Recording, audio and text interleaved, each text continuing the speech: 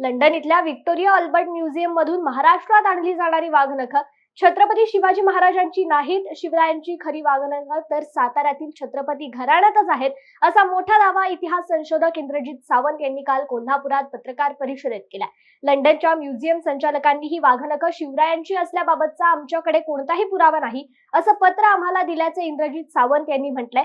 दरम्यान कोट्यवधी रुपये खर्च करून महाराष्ट्रात आणणाऱ्या वाघनखांमागे प्रचंड गैरव्यवहार असून सरकारने महाराष्ट्राची घोर फसवणूक केल्याचा गंभीर आरोप सावंत यांनी केला।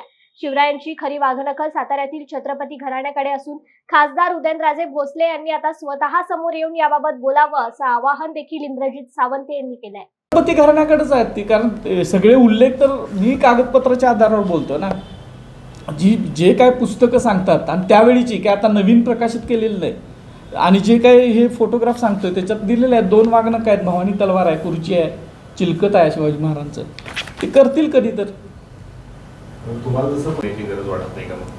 त्यांनी यावं पुढं, कारण शिवाजी महाराजांच्या त्यांच्या प्रतापसिंह महाराजांच्या क्रेडिबिलिटी विषयी जर प्रश्नचिन्ह निर्माण होत असेल तर त्यांनी सुद्धा पुढे यायला पाहिजे, कारण प्रतापसिंह महाराजांनी दिली असं म्हटलं जातं ना। हे आता सांगताना तसं सांगतात, प्रतापसिंह महाराजांनी दिली, ग्रँड ऑफला प्रतापसिंह महाराजांनी दिली, ती आम्ही आणायला लागलो।